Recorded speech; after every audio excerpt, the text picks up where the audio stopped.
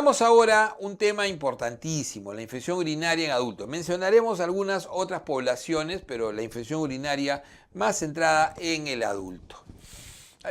La infección urinaria, la infección en la vía urinaria, el 90% de las infecciones están asociadas a mujeres en edad fértil, ¿no? En edad fértil, no gestantes y sanas.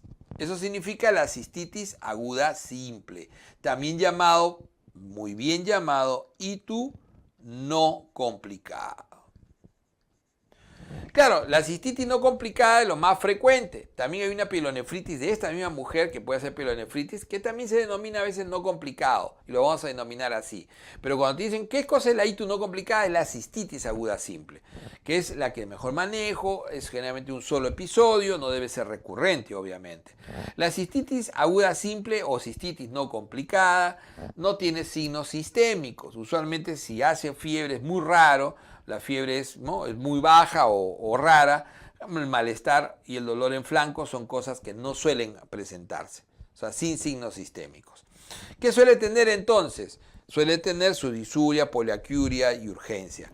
La mujer suele ser, de hecho tiene que ser mujer sí o sí, no gestante, sana, no puede tener diabetes, ¿no es cierto?, premenopáusica, no gestante y sin factores de riesgo de ningún tipo, ni inmunosupresión, ni diabetes, ningún tipo. O sea, sana completamente, sana, sanota y sin signos sistémicos.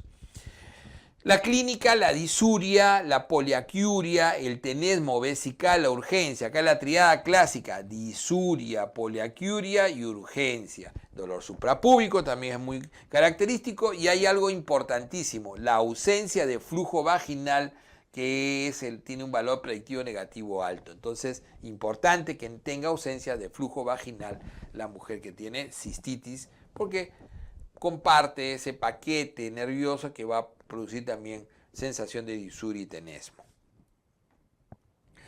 Y así tenemos otras ITUs, por ejemplo, las variantes ya a lo que viene a ser la cistitis o la ITU no complicada clásica, la pielonefritis, que ya es la infección alta, donde hay síntomas sistémicos. La llamamos no complicada porque sigue siendo esta es la pielonefritis de esa mujer en edad fértil, ¿no?, sin antecedentes, o sea, sana y no gestante.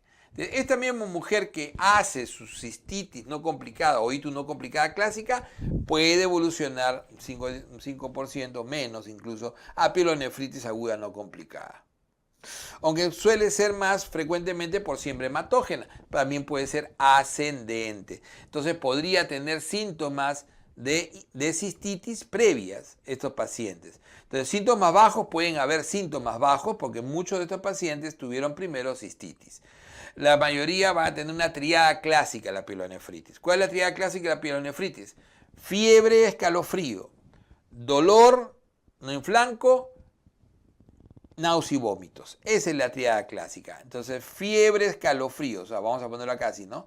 Fiebre, escalofríos, triada, náusea, vómito y fiebre, escalofrío, náusea, vómito y dolor. El dolor clásico en el flanco, dolor en el ángulo costovertebral o puño percusión lumbar, fatiga, malestar, náusea, vómito, fundamental dentro de la triada, junto con el dolor y la fiebre, recordando siempre. Entonces, eso es lo típico de la pielonefritis aguda no complicada. Hay pielonefritis y puede haber infección urinaria en el varón. Eso tiene un tema más de lo que es una ITS. Generalmente dolor en área prostática, perineal, está más asociada a ITS.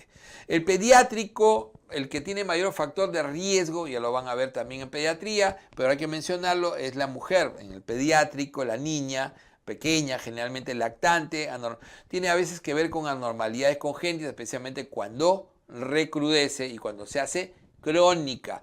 La pielonefritis crónica es prácticamente patognomónica del niño, la pielonefritis crónica, niño pequeño, ¿no? A veces, ¿no?, suele sufrir incontinencia, irritabilidad, no come, llanto, la fiebre de origen no determinado, ¿no? Y en el niño mayor es como en el adulto. La gestante, hay un tema ahí en la gestante importante. ¿Cuál es? La bacteriuria sintomática. Recordad que las bacteriurias sintomáticas, ¿cuándo se tratan? Se tratan cuando es gestante, cuando va a una cirugía urológica con riesgo de sangrado o cuando es trasplantado renal. Solo en esas condiciones se trata la bacteriuria sintomática. Entonces la mujer tiene un 30-40% de riesgo de hacer bacteriuria sintomática y ahí sí se trata, porque hay relajación muscular, esta generalmente se da durante la gestación. Hay mayor riesgo, ¿no? Hay mayor riesgo del producto y riesgo de pielonefritis. Generalmente, si la paciente no tiene, si hace clínica, se maneja igual que cualquier cistitis. Y si hace pielonefritis, debe hospitalizarse si es gestante. Entonces, bacteriuria sintomática se maneja como una cistitis. Se maneja como una cistitis. Después vamos a ver. Y si tiene pielonefritis, se debe hospitalizar. Preferible es el uso siempre de beta-lactámicos.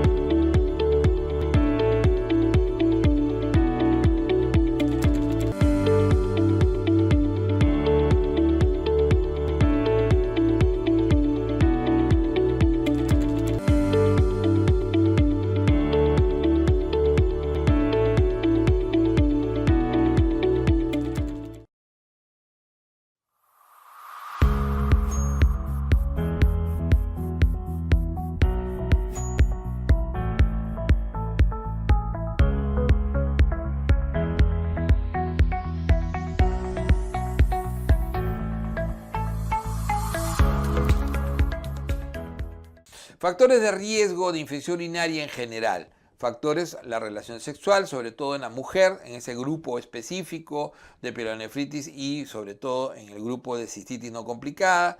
En el caso que el hombre no esté circuncidado, da mayor riesgo. El tener nueva pareja sexual o parejas con mucha frecuencia, cambio de pareja. Historia de hito de un familiar de primer grado, también eso influye mucho. Y nuevamente la no circuncisión, el no uso de protección. La etiología clásica, más del 90% de el 90% de las itus no complicadas, de las cistitis no complicadas son Escherichia coli. Más del 70% de todo el resto son Escherichia coli. Después sigue Staphylococcus saprophyticus como gran positivo, la Klebsiella como bacilo gran negativo que le sigue a la Escherichia coli y el Proteus que por su capacidad ureasa positiva y puede generar cálculos de struvita. En el intrahospitalario, la pseudomona. Tened en cuenta la pseudomona, sobre todo asociado ¿a quién? Asociado al uso de catéteres. La Serratia y el enterococo. Estos son los más frecuentes de etiología.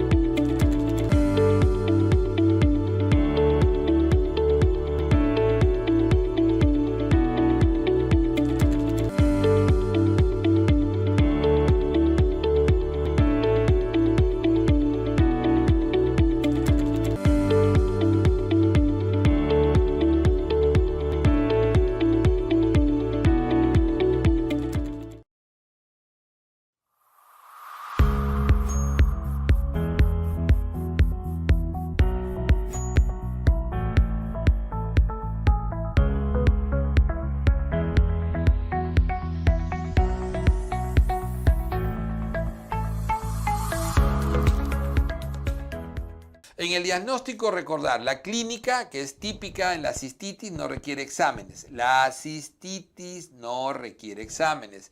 Y cuando es atípico, y todas las demás itus, sí van a requerir un examen de orina. O sea, la cistitis no requiere ni siquiera un examen de orina. Es clínica típica, primera vez, dale tratamiento, olvídate ni siquiera de pedirle un examen, mucho menos un cultivo. En cambio, cuando la clínica es atípica o son todas las otras causas de infección urinaria, ahí sí usas tu urianálisis, tu examen de orina. El urianálisis vas a buscar ¿qué? Piuria y bacteriuria. Y no tienes ahí algunas estrategias. Si la piuria y bacteriuria es negativo, aleja mucho, pero hay que hacer siempre urocultivo si tienes duda. Cuando la mujer tiene complicaciones, ¿no? Viene con complicaciones, diabética o tiene alguna otra condición, urianálisis y cultivo siempre. En el varón también siempre urianálisis y cultivo, y cuando es febril se recomienda hacer ecografía en el varón, considerar incluso tomografía en el varón. La pielonefritis requiere urianálisis siempre, un fuerte indicador de infección es la presencia de cilindros leucocitarios, el hallazgo en la orina. El urianálisis positivo es cuando tienes una piuria mayor de 5. Ahí nomás ya consideras la piuria mayor de 5 cuando es una orina automatizada, o mayor de 10 cuando no es automatizada. La bacteriuria también generalmente se detecta por el sedimento o por la tira. Por ejemplo, en la tira uno puede ubicar la esterasa leucocitaria. La esterasa leucocitaria lo que te está definiendo es fundamentalmente la actividad de leucocitos, o sea, es la piuria.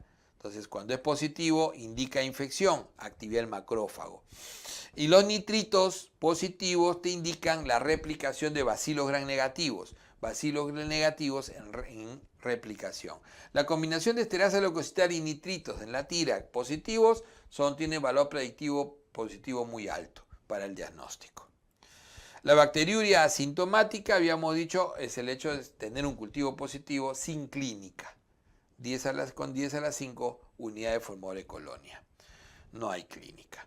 Cuando haces imágenes en una infección urinaria, generalmente lo haces, no está indicado hacer, ¿no? Salvo tengas evidencia de obstrucción, el varón sea febril, no sea un varón con fiebre, una ITU en varón con fiebre, una enfermedad severa o la recurrencia. Generalmente esas son las indicaciones. Cuando le haces una imagen, cuando hay obstrucción, cuando hay varón febril, severa enfermedad o recurrencia o sobre todo fracaso del tratamiento.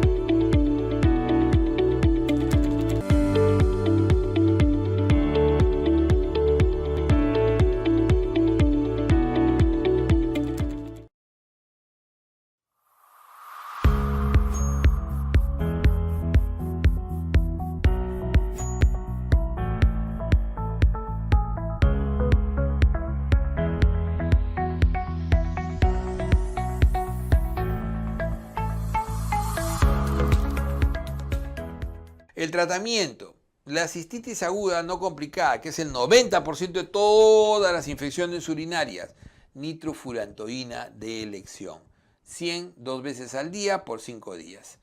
Cotrimoxazol, una buena alternativa, ¿no? El tipo Forte, 800-160, cada 12 horas por 3 días. La fosfomicina, una sola dosis de 3 gramos, ¿no? Una sola dosis de 3 gramos. Esos son los 3 tratamientos recomendados. El que más se utiliza, el que recomienda el ministerio, es la nitrofurantoína. El más fácil de utilizar es la fosfomicina, el cotrimoxazol. Es una muy buena alternativa que además también es la única de las dos útil cuando hace pielonefritis. Las demás no entran en pielonefritis. Y entonces, el paciente con cistitis aguda no complicada, la opción también puede ser un beta-lactámico, una segunda opción. El amoxiclavulánico es una buena opción. La amoxicilina clavulánico es una buena opción. Nunca se recomienda fluoroquinolonas. No fluoroquinolonas deben utilizarse en cistitis aguda porque hace presión de resistencia rápida. La pielonefritis no complicada, lo ideal hoy en día es el uso de la ceftriaxona, incluso ambulatoria, 1 gramo cada 24 horas intramuscular. Es suficiente por 10 días. Cuando el paciente mejora, se puede hacer terapia secuencial con una cefalosporina oral de tercera o con amoxiclavulánico. Aquí sí en la pielonefritis es útil las fluoroquinolonas, la cipro 2 veces al día y la levofloxacina 750 una vez al día. Eso en la pielonefritis.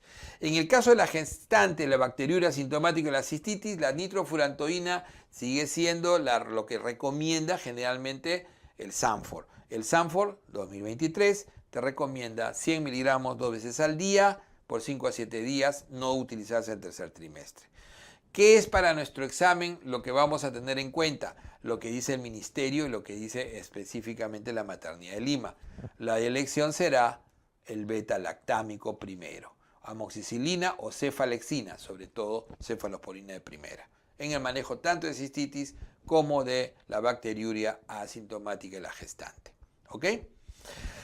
No vamos a discutir más ahí porque, como le digo, la literatura te dice, yo no puedo mentir, te lo dice hasta el 2023, nitrofurantoína, excepto no en el tercer trimestre, pero eso no le gusta a nuestro ministerio. Estoy de acuerdo con ellos, preferible utilizar una gestante amoxiclavulánico o cefalexina.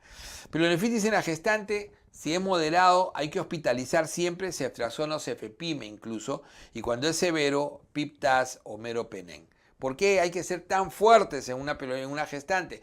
Porque la pielonefritis generalmente va a generar mucho riesgo de pérdida pérdida del producto, o sea, puede generar riesgo de parto prematuro o aborto, dependiendo en qué semana esté, y va a generar, es una causa de retardo de crecimiento intrauterino y que también se puede asociar a infecciones durante el parto, ¿no? Corioamionitis.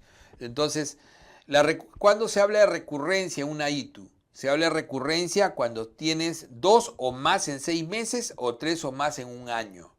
Ahí hablas de recurrencia. Básicamente en mujer, obviamente. 2 o más en 6 meses o 3 o más en un año.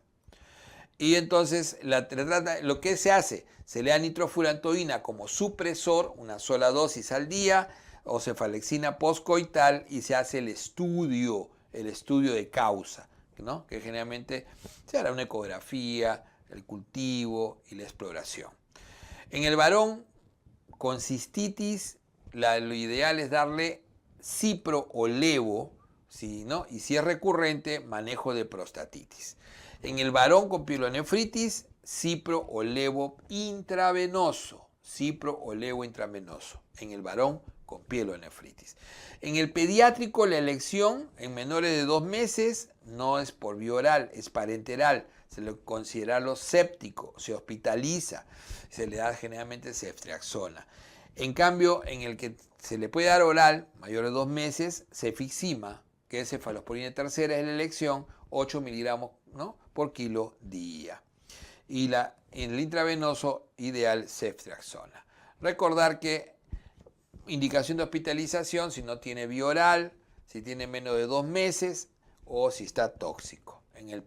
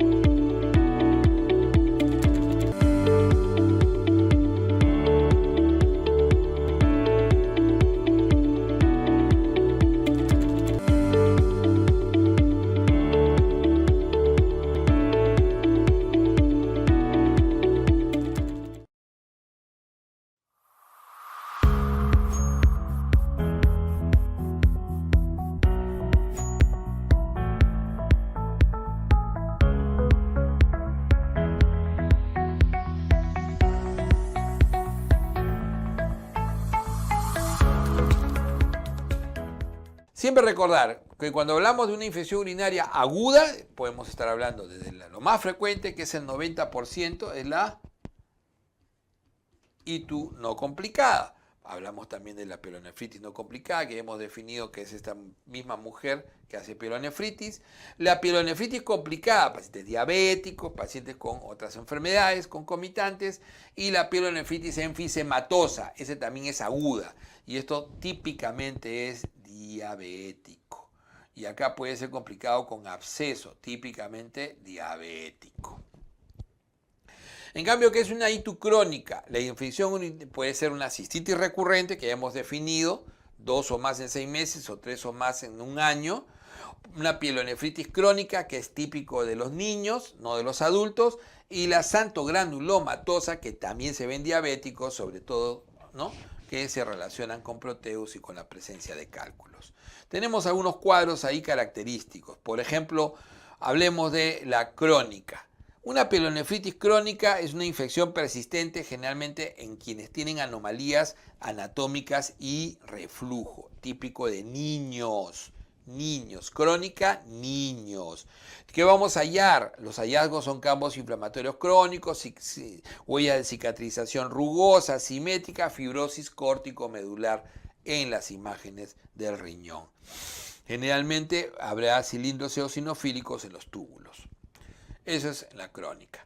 Xantogranulomatosa, que ya se ha preguntado, rara variante, ¿no?, de la pielonefritis complicada, es aguda, es crónica, de la pielonefritis es crónica, es pielonefritis crónica asociado a cálculos renales, generalmente por proteus, ¿no?, y también por infecciones de Escherichia coli y Pseudomonas. Esos son los 3 que más se presentan. Tiene un cuadro obstructivo, suele presentarse la xantogranulomatosa en la edad media. Lo que vamos a ver es granulomas en el riñón con macrófagos con contenido lipídico. O sea, lo que se llaman los macrófagos espumosos, destructivos y crónicos. Entonces encontraremos en la orina macrófagos espumosos, células gigantes multinucleadas. Es un proceso crónico, donde vamos a ver en imagen granulomas. Se asocia más a diabéticos. La enfisematosa es aguda. Generalmente son pacientes que han hecho infección alta y baja aguda con formación de gas. Incluso pueden formarlo en la vejiga, pero más es en el riñón. Entonces se va a ver en diabéticos y generalmente que tienen alguna variante, alguna asociación con uropatía obstructiva, pero sobre todo en diabéticos y adultos mayores, ¿no?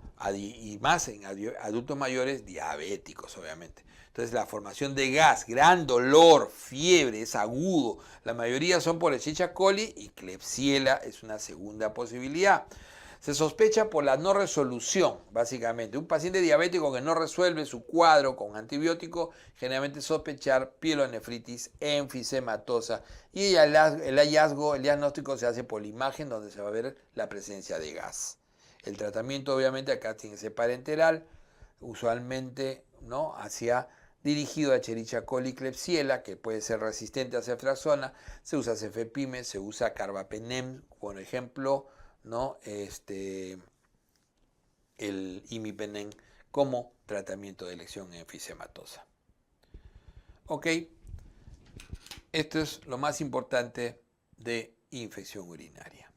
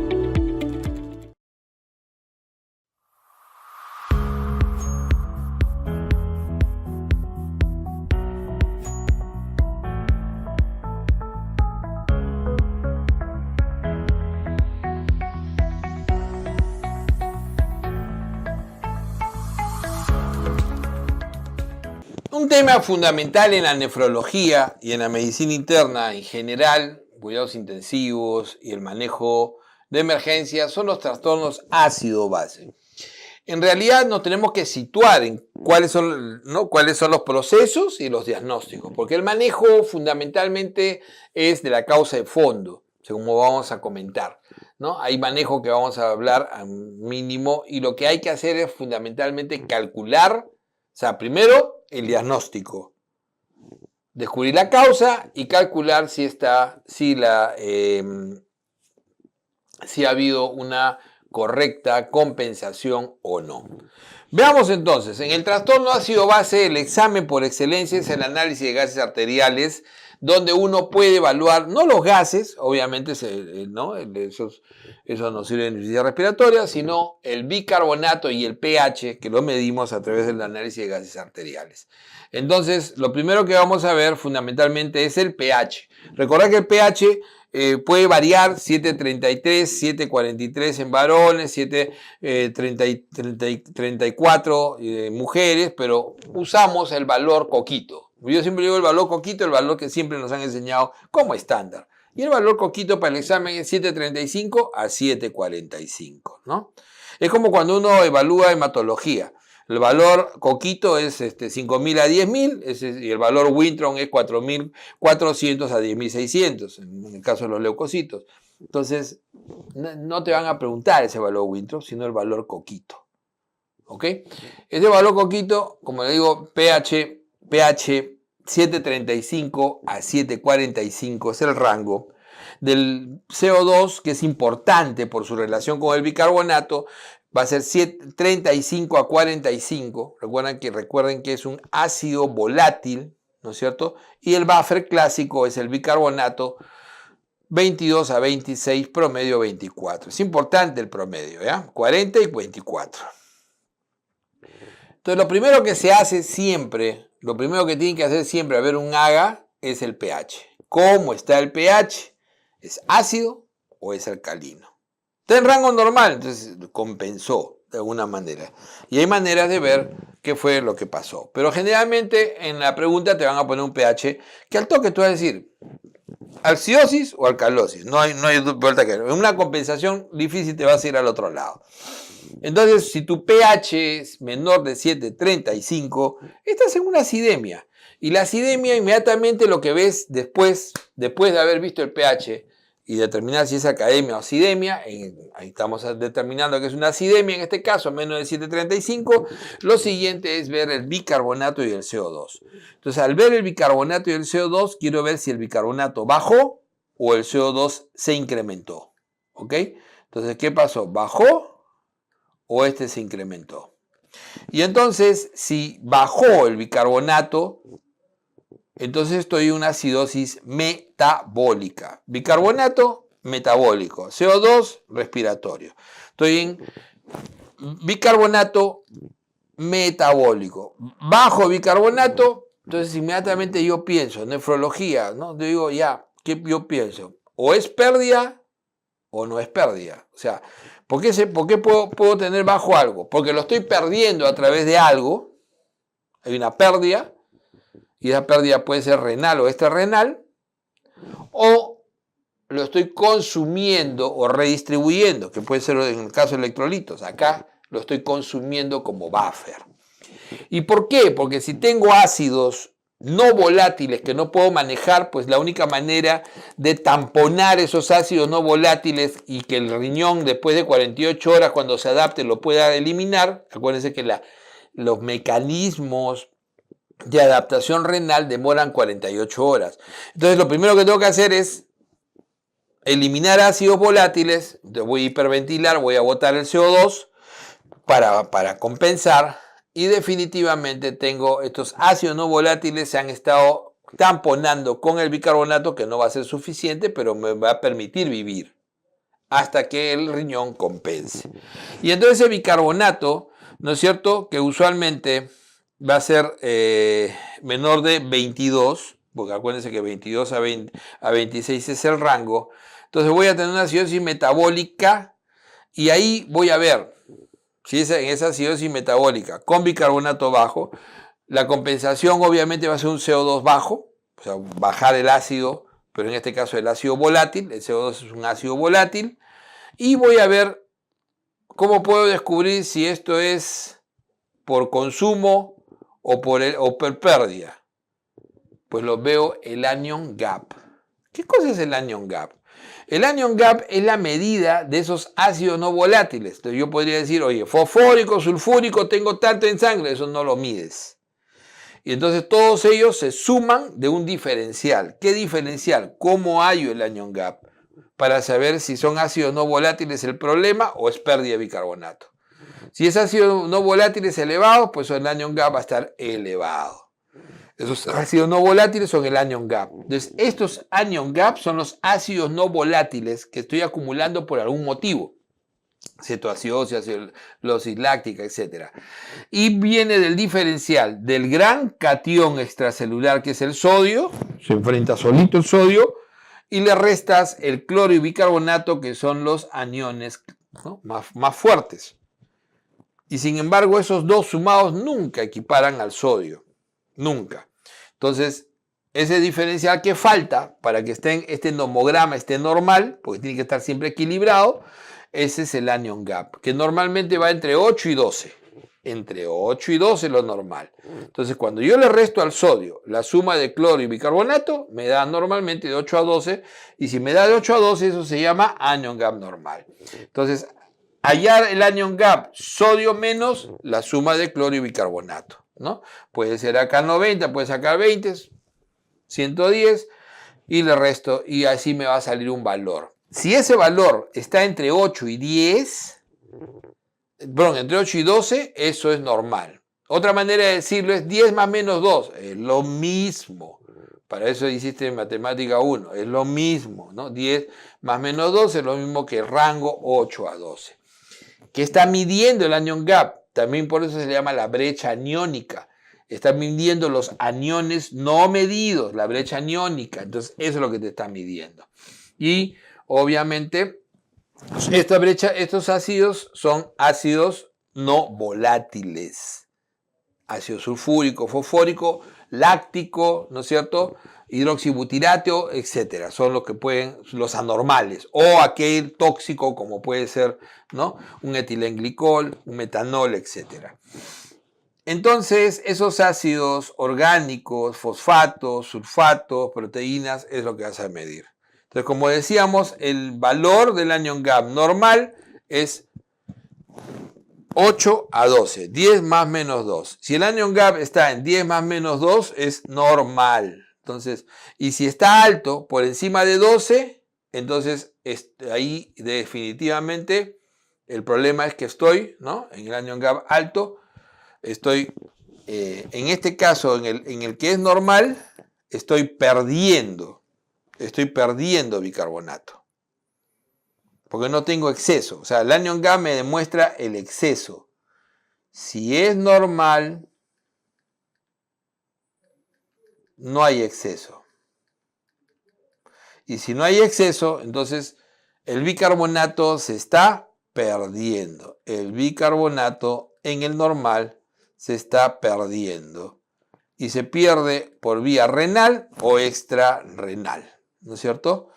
En cambio, en el caso del anion gap elevado, es que, ¿no?, en el elevado tengo incremento de ácidos no volátiles, como el láctico, ¿no?, como la cetoacidosis, los cetoácidos, etc. Y entonces acá se está consumiendo el bicarbonato. Para efectos igual el bicarbonato está bajo, pero tiene una connotación diferente, ¿no es cierto? Entonces acá tiene otro grupo de causas, como pueden ser causas renales, como la acidosis tubular renal, o pueden ser causas no renales, como la diarrea. Y en el caso de la acidosis metabólica anion gap alto, es porque he ganado ácidos. Entonces, ¿cómo puedo ganar? Ácido láctico, como 26 diagnósticos diferentes. Shock, sepsis, etc. O puedo haber ganado cetoácidos, cetoacidosis diabética o cetoacidosis por inanición. O puedo haberme intoxicado, o puedo ser que no pueda estar eliminando los ácidos, y eso es falla renal, por ejemplo. Entonces, ven, las causas salen solitas de este análisis. Para yo saber si esto está compensando bien, debo ver cuánto el CO2 bajó, si bajó demasiado o no bajó, ¿no? Lo esperado. Entonces el CO2 esperado va a bajar en función de esta fórmula. 1,5 veces, o sea, es como, ¿no? Aumentarle un 50% de su valor al bicarbonato. Si el bicarbonato está en 10, pues será 15, ¿no? 10 por 1,5, va a salir 15. Y a eso le sumas 8. Y ese valor, más o menos 2, es el rango. Si tu CO2 medido cae en ese rango esperado, pues está bien, está compensado. Esa compensación está bien, ¿no es cierto? Entonces tienes que ver si hay un trastorno mixto o no. Entonces, este es fundamentalmente. Esto es en el caso de la acidosis metabólica. Entonces, ya está claro. La acidosis metabólica puede ser con anion gap normal, porque estoy perdiendo bicarbonato por alguna vía, renal o extrarrenal, o puede ser con anion gap elevado, porque estoy ganando ácidos no volátiles, sea porque me falla el riñón y no los puedo excretar, sea porque produzco cetoácidos porque no tengo insulina, o sea porque tengo ácido láctico, porque tengo hipoxemia a nivel de las células y no estoy utilizando bien. Entonces tengo que ver eso. Y la otra acidosis tiene que ver con la elevación del ácido no volátil, que es el CO2. Si yo elevo el CO2, obviamente la sangre se me va a volver ácida, no puedo eliminar el CO2, más de 45 ya es anormal, clínicamente mayor de 50 es lo que se suele utilizar como corte, donde ya hay trastornos importantes. De la acidosis respiratoria aguda, menos de 48 horas, típicamente el bicarbonato todavía no se modifica. Y después de las 48 horas, generalmente el bicarbonato se modifica. Entonces, si yo tengo el bicarbonato normal, eso es agudo. Y si yo tengo en la acidosis respiratoria el bicarbonato ya elevado, eso es crónico. Muy bien.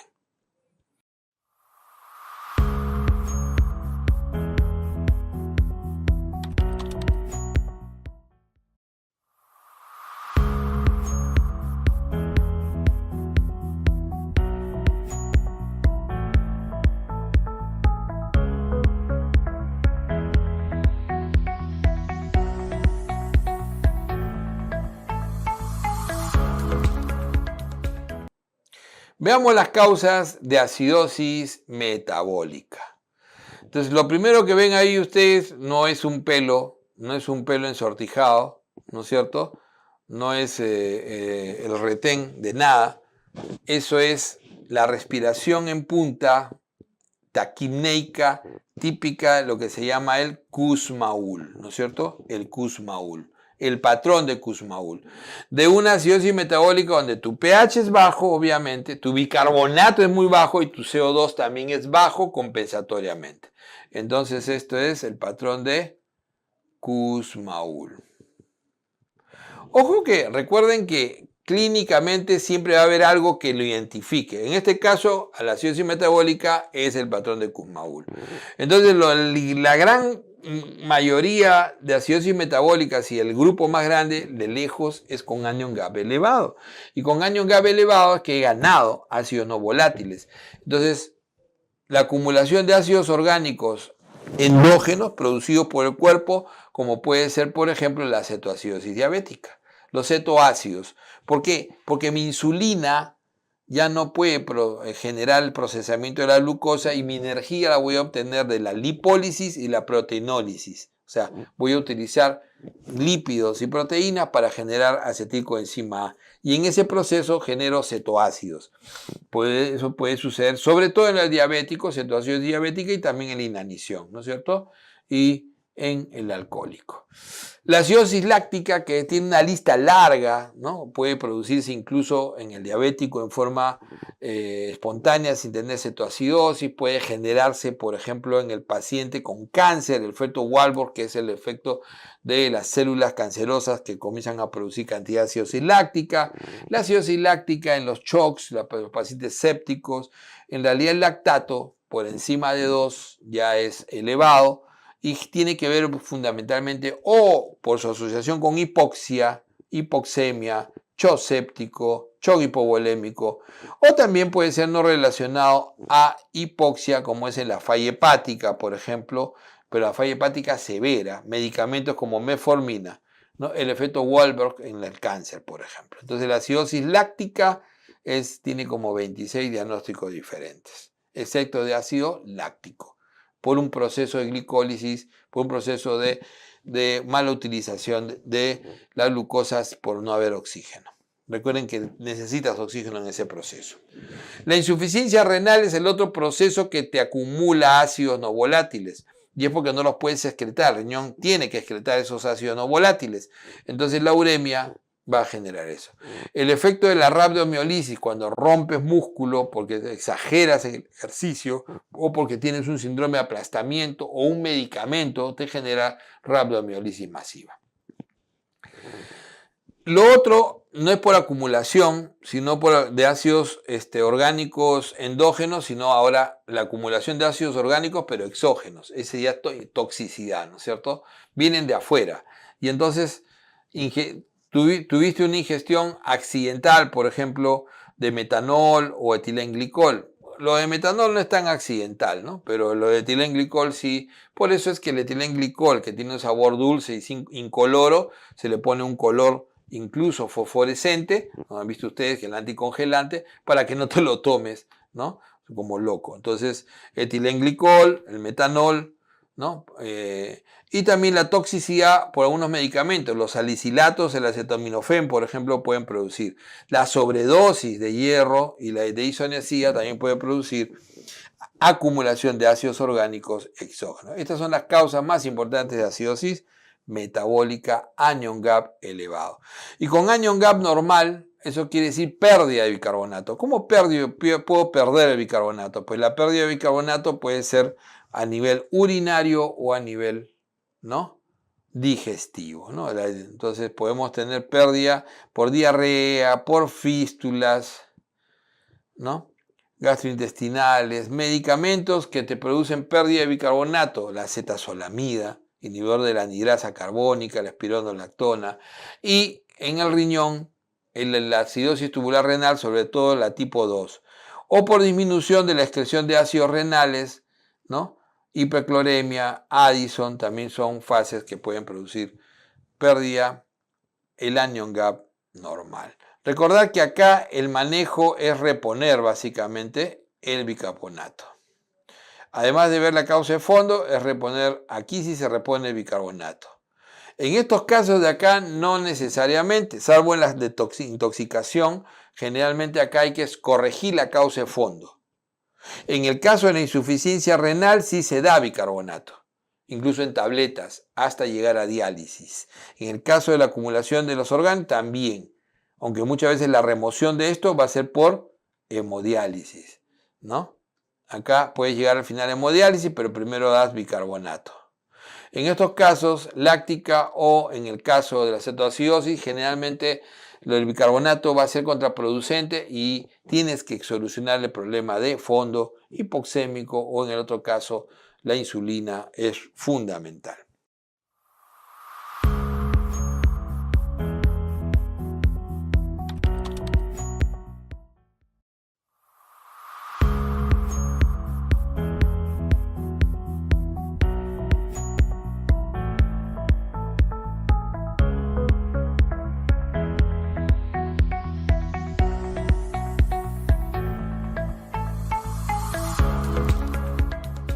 Acidosis respiratoria. La acidosis respiratoria, si el marcador clínico en la acidosis metabólica era el patrón de Kussmaul, aquí el patrón clínico es la hipoventilación alveolar. Entonces tienes un pH bajo, un bicarbonato que generalmente va a estar elevado, porque acuérdense que va a compensar después de 48 horas y un CO2 tremendamente elevado, que es la causa de fondo. Retención de CO2. Entonces la hipoventilación alveolar es el marcador clínico. la hipoventilación alveolar. Entonces, la acidosis respiratoria aguda, que es lo que más le tememos generalmente, son enfermedades pulmonares agudas severas, con retención, incluso una neumonía, un MO pulmonar, por el volumen, ¿no?, que ocupa de los alveolos, va a hacer imposible la excreción del CO2 y este se va a retener. A pesar de que el fondo es una insuficiencia respiratoria tipo 1, se va a retener CO2. Exacerbaciones de algunas enfermedades obstructivas como el EPOC, también es característico del asma, y están ya aquellas causas que realmente generan hipoventilación alveolar. Y ahí tenemos la depresión del sistema nervioso central, que te produce hipoventilación alveolar, un TEC, por ejemplo, un estado posictal, la toxicidad por drogas, ahí tenemos, por ejemplo, la benzodiazepina, los anestésicos, los opioides, ¿no es cierto? Los opioides, los barbitúricos, generalmente neurolépticos, que son hoy en día las causas más importantes, por ejemplo, el fentanilo, ¿no?, la crisis del fentanilo en los países nórdicos y de Estados Unidos. El apnea central del sueño, que también produce hipoventilación durante el sueño y la retención de CO2. El bicarbonato, entonces, acá, ¿cómo es la compensación? El bicarbonato aumenta en 1 por cada 10 que aumenta el CO2. Entonces, por cada 10 yo calculo, ¿no? Eso va a ir aumentando generalmente por encima de 40, ¿no? Por encima de 40 por encima de 40 del CO2. Entonces, por encima de 40 dice 50, 1, 60, 2. Eso en la etapa aguda. Entonces, la acidosis respiratoria se hace ya crónica, sobre todo en aquellas obstrucciones de vía aérea, por ejemplo, que tienden a la cronicidad, como es en el EPOC o a veces en el asma mal controlado. Sobre todo en las enfermedades, las causas pueden ser enfermedades neuromusculares, por ejemplo, debilidad muscular, ¿no? Neuromuscular, como puede ser agudamente el Guillain-Barré, la miastenia gravis en la parte crónica, la esclerosis lateral amiotrófica, el síndrome de Guillain-Barré, como habíamos dicho, que empieza agudo, pero termina siendo subagudo y crónico, la poliomielitis, la esclerosis múltiple, incluso la severa hipocalemia va a producirte, ¿no?, hipoventilación y al final acidosis respiratoria. El manejo fundamentalmente pasa por reponer la ventilación. Entonces, muchas veces estos pacientes cuando entran en estado crítico, un pH menor de 7.2 o un CO2 que aumenta más de 10 en forma aguda por su valor de mar por encima de 50, de 50, generalmente usan ventilación mecánica. Nuevamente, en la fase crónica, el bicarbonato aumenta, si acá aumenta en 1, aumenta en 4 a 5 por cada 10. Por cada 10.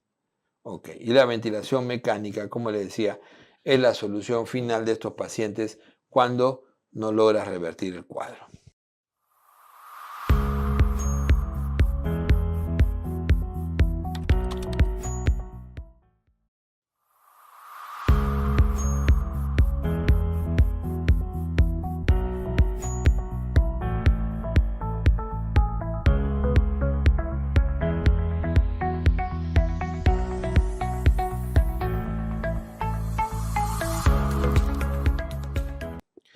Vamos ahora a ver la alcalemia. Entonces, nuevamente miramos el pH, descubrimos que está por encima de 7.45 y estamos en alcalemia. Entonces, en la alcalemia tienes el cuadro más frecuente, que es el CO2 que se barre, que es el ácido no volátil. Entonces, rápidamente se barre por hiperventilación y eso hace que la sangre se vuelva alcalina. Es lo más frecuente, es el trastorno ácido base más frecuente, que lo puedes provocar. Comiencen ustedes a respirar rápido y van a provocar, y ¿no se acuerdan de niño uno hacía eso y se mareaba? Uno, ¿no?, es profeso, incluso en la neurosis, ¿no?, en la neurosis uno se provoca eso para llamar la atención. Generalmente la taquimia, esa taquimia va a producir barrido del CO2 y alcalosis respiratoria. Nuevamente miramos el bicarbonato y el CO2. Si tu CO2 está muy bajo, alcalosis respiratoria. La alcalosis respiratoria, CO2 bajo, generalmente por hiperventilación. Entonces, ¿no?, vas a tener un CO2 bajo, un bicarbonato bajo. Y definitivamente la hiperventilación alveolar es la causa fundamental, ¿no? Ese es el marcador clínico de la acidosis metabólica, el Kussmaul, de la acidosis respiratoria, la hipoventilación, y acá es la hiperventilación alveolar el marcador.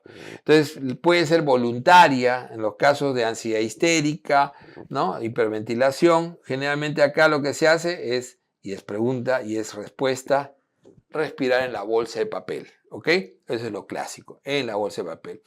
El síndrome de hiperventilación no controlada. La estimulación central de la respiración puede darse también por trauma cerebral, puede darse por ansiedad, puede darse por toxicidad por salicilatos, puede darse por tumores, incluso por un ACV. Entonces también está lo que no controlado. A veces es no controlado. Incluso la ansiedad es no controlada. Genera eso.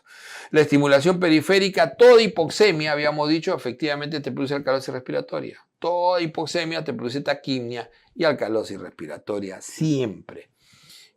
Sea la neumonía, sea el embolismo, sea subir a la altura, sea la insuficiencia cardíaca. Entonces todo te va a producir, el EPI te va a producir hipoxemia y eso te va a producir alcalosis respiratoria.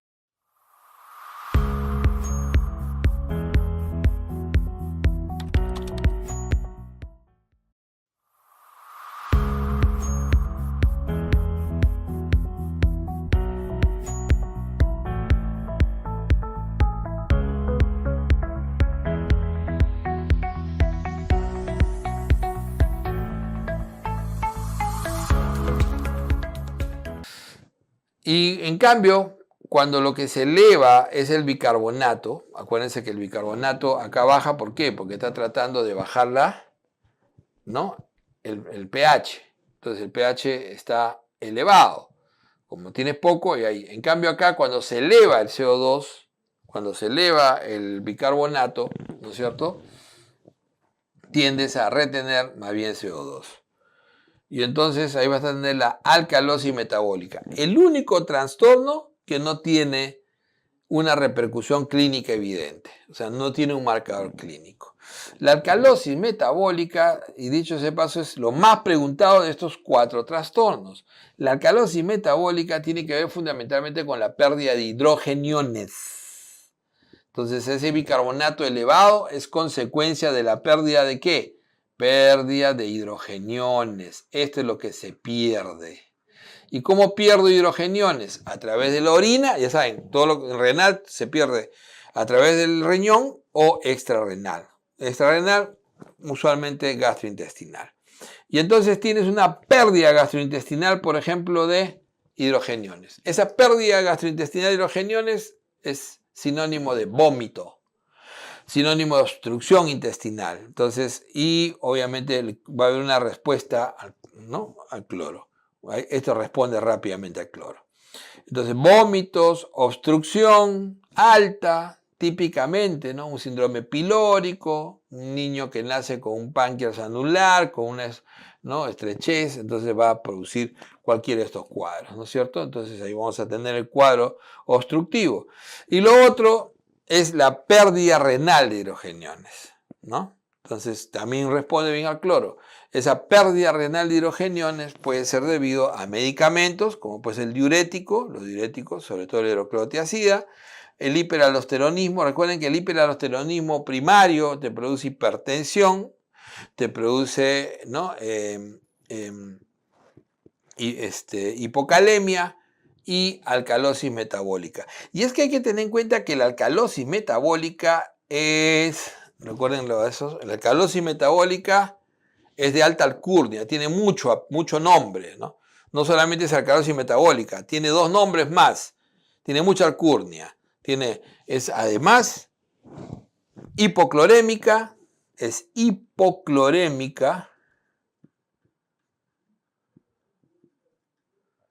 y es además hipocalémica, siempre. Entonces, tiene 4 apellidos, ¿no? Es alcalosis metabólica hipoclorémica, hipoclorémica, hipocalémica. A veces dicen alcalosis hipocalémica, metabólica. Alcalosis hipoclorémica, metabólica. Entonces, tienes esa característica. Entonces, en el hiperaldosteronismo vas a tener alcalosis metabólica con cloremia, obviamente, hipocalemia e hipertensión arterial. La severa hipercalemia, hipocalemia, obviamente se va a asociar por el hecho mismo de la hipocalemia que genera, ¿no es cierto?, ingreso, esa salida del potasio de la célula. ¿Qué va a pasar en una hipocalemia severa? Tienes que sacar potasio de la célula y por redistribución vas a introducir hidrogeniones y es como si perdieras hidrogeniones hacia la célula y eso te va a generar alcalosis metabólica. Entonces te puede ver en el adenoma velloso, ¿no? Eso es ese efecto y encima la pérdida gastrointestinal. El abuso de laxantes también te produce alcalosis metabólica. El exceso de álcali, ¿no?, con deterioro renal, síndrome que llama el síndrome de leche alcalina. Y generalmente uno dice el PCO2 tiende a elevarse, ¿no es cierto?, para compensar. Y esa es la fórmula para calcular esa compensación.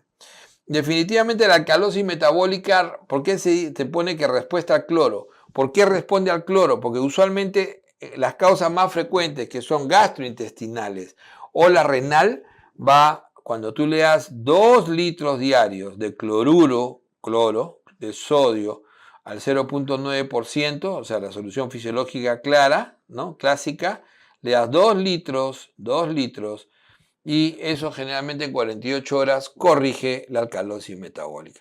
Si hay respuesta, es lo clásico. Si no hay respuesta, es que hay un trastorno más asociado. Entonces, la alcalosis metabólica, lo más preguntado, siempre recuerden, pérdida de hidrogeniones por vómito o pérdida renal, que lo más usual es el abuso de diuréticos. Muy bien.